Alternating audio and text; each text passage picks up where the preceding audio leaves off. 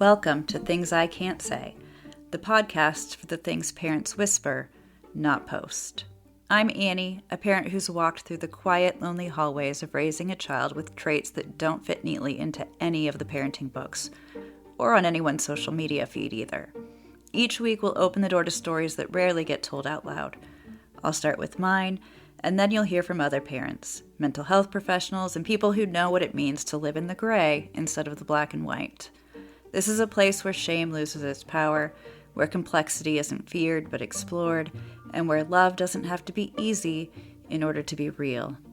If you've ever felt like no one else could possibly understand, you're not alone here. This is Things I Can't Say, and I am so glad you're here. I think it's time to answer a question that I get fairly often, which is, how is my son doing now?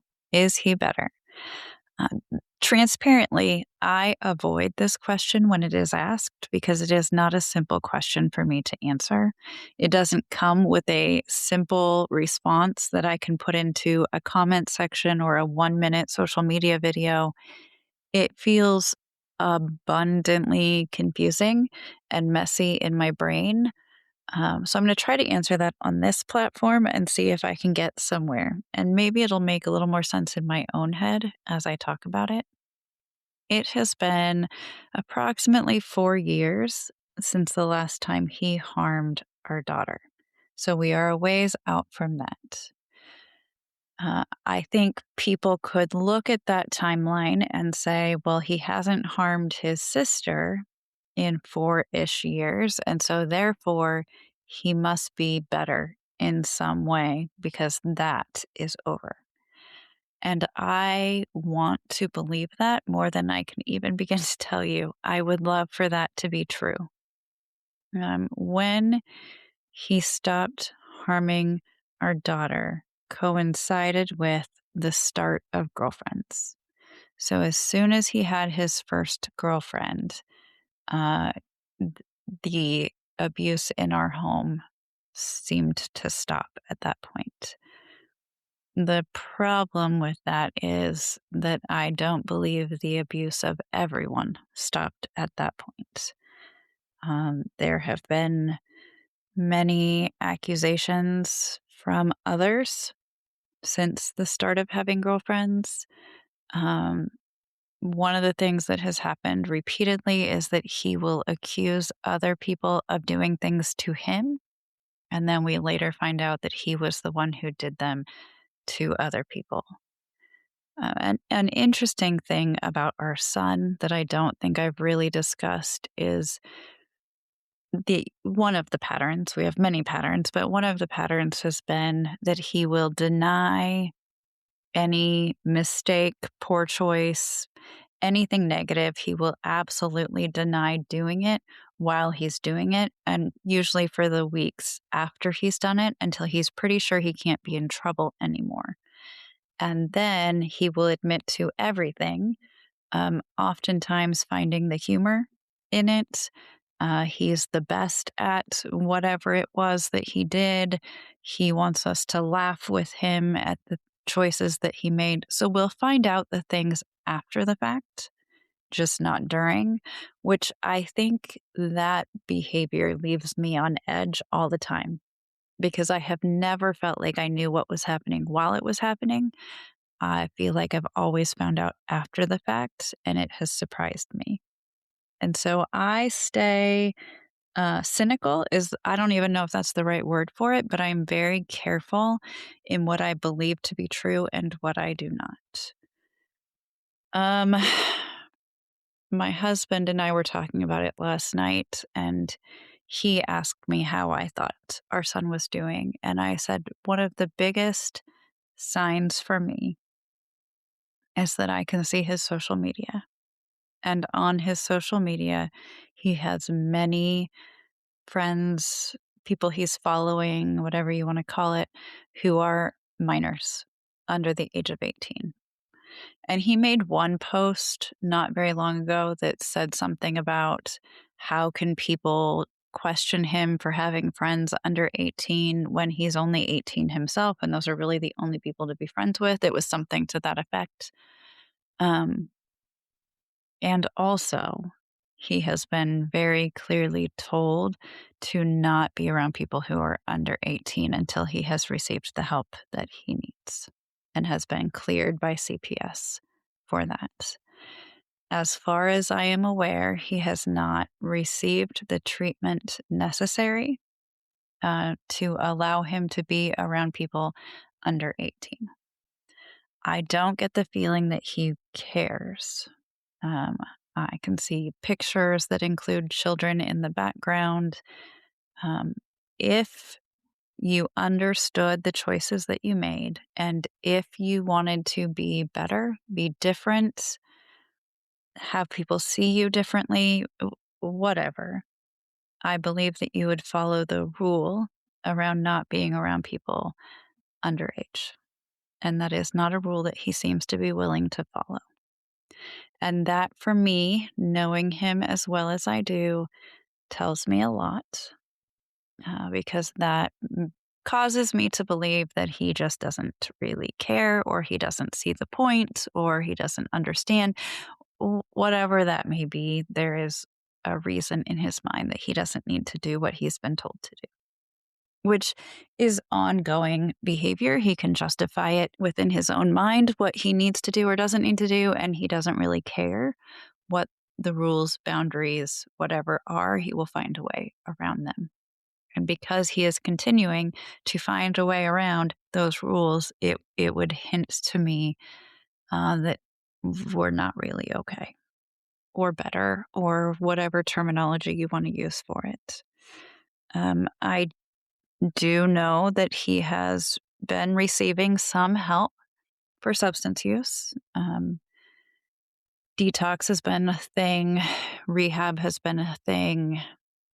I believe that inpatient rehab is also part of the current story, which is wonderful. I am glad that that's where he's at. I think it is very, very, very needed. Um, and also, the pattern would tell me that being in an inpatient place with a lot of structure and rules is not the same as being on your own. And so, while I am very happy that he's there and glad that he is making that decision, I also don't have hope until he is making those choices for himself a bit more. Um, what I see from him by way of social media posts and other things tell me we are still in the same place. It also tells me a bit that he sees himself as, I'm not sure what word to use, as not the bad guy, not the villain, more as like the black sheep of the family. Like we've all just cast him aside for no reason. Um, I seem to be the villain, which is, that's hard. Um, because I believe that he fully knows what has happened and he knows what needs to change. I believe that he is aware of that. Um, but I also see that this is where we've been for a very long time, which is it's always someone else's fault. It is not him. He didn't do it. It is someone else who has put him somehow in the situation that he is in. And for right now, I think it is easiest to blame me because I talk about things publicly, and that is very risky on his end.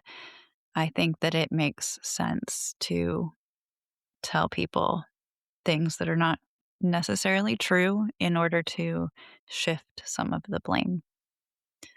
I do know that in the past, he has told various girlfriends and people involved um, a bit about what he has done to his sister, but he has minimized it extremely. And so while people may hear from him a version of what I share, um, they're not hearing the full truth, and that protects him. It also makes me look like, again, the bad guy who is exaggerating his choices. I have not yet seen that change. And that's I feel like I've said it's hard for me before, and I'll say it again. It's very difficult for me to see his social media. I do my best to avoid it because it doesn't even feel confusing. I think it feels somewhat validating, and also it just makes me sad. It makes me sad. I think that I know where we're headed, and I've known for a long time, and there's also still that parent part of you that holds out hope. Like, in my mind, I think there's been many points where I've thought, if I just step away, if I'm not involved, then maybe that will help. Even when we were involved with his wraparound team, I told them so many times, like, if he'll meet with them without me, I am happy to not be a part of it. I am happy to not be at meetings. I'm happy to not be involved. Whatever it takes to connect him, get him the resources he needs, keep him moving forward, I will do whatever that takes. Uh, Big deep breath. I think it's been very painful and validating at the same time to recognize that this uh, behavior is going to happen in all environments with all people. It is not related to me, and me stepping aside is not going to fix it. Just like me being present isn't going to fix it because I can't fix it no matter what I do. Um, and I think I sit with this really uncomfortable thought in my head that maybe he can't fix it either. That this might just simply be what life is. And trying to be okay with that, with something that I can't be okay with, it just feels so confusing in my mind. I don't really know other words for it other than I don't really know. I don't know how to handle it. And I don't have to because I've removed myself, but the feelings are still there. There's a lot of things that just replay in my brain over and over and over again, the patterns of behavior, and it concerns me. It's the reality is it scares me. I am very concerned for his future, especially as we move forward and I'm not seeing any change in behavior. Uh, it leaves me so concerned for the future. 'Cause I replay so many pieces, and I don't think that I could have done anything different, and also I wish that I could. Because in order to do something different, I would have had to call my son out for lying so many times, and I still feel the same way, like, I just wanna call him out for what he's doing, and I know that that's not going to get us anywhere. It's not going to help him. There was one time again, this is another one of those things that I just replay in my head that he ran away. He was gone for 2 or 3 days. He'd been living in a group home at that point. And as he usually did, he would run away for a few days and then come back like nothing ever happened. I mean, he was typically high on some substances, but he would come back like nothing had happened. Like it was just perfectly normal to disappear for a few days and then return. And this time he came back um, with really high anxiety because a group of kids had threatened him. And he also accused a girl who was part of this group of also homeless kids of uh, sexually assaulting him, like to the highest degree, is what he accused her of. Enough that we called police to report it. Um, there was supposed to be an interview, like done, a forensic interview of him done. He went to the hospital that night. Um, it was concerning the way that he worded everything. And when I replay it back in my head, there have been so many times where he accused someone of doing something to him that he actually did to them. And I look at that night where I felt sad for my son that he experienced an assault, and I don't know if he did. And the thought that you can't believe your own child, like, I know that whatever is said, uh, it's hard to say what is behind it. But as a parent, what you want to do, like to the depths of your soul, what you want to do is fight for your child. You want to defend your child, you want to protect your child. And that is true of our son. I want to fight for him. I want to defend him. I want to protect him. And to know that I cannot do that. There's no way that I can do that based on the patterns of behavior. It's can you hear the deep breath? It is a hard place to sit, to still want that as a mom and to know that it can't be that way. Do I think that our son will come out of rehab and be better and stay sober? I would love to think that. I would love to think that that is what comes next. And uh, I think we have systems that are not set up for him. And the supports that he needs after rehab likely do not exist again. And so it is hard for me to feel hopeful when I don't see the supports in place to help him after this rehab stint that he is in. It feels very messy. And what I want to tell you, like truthfully, honestly, deeply, what I want to tell you is he's all better. He's in rehab. He's great. He's all better. That is what I want to tell you. I don't think people necessarily believe that that's what I want. I think people sometimes think that I want to hurt him in some way or I'm out to get him. I want him to be better. And the knowledge that I have of the patterns of behavior tell me that there is reason to be concerned. And I don't know if that feeling will ever go away from me. I don't like it. I just don't like it. And also, for the other people who are watching the patterns of behavior in their own home and gaslighting themselves into not believing the patterns of behavior that they see, believe the patterns. Just believe the patterns. They're right in front of you. You can't argue with the patterns. You can argue with the feelings and the emotions and the words. You can't argue with the patterns. That's all for today. I'm just sitting in a place of wondering if I will ever be able to defend my own child. I don't know. I want to tell you it's all okay. And I don't believe I can do that.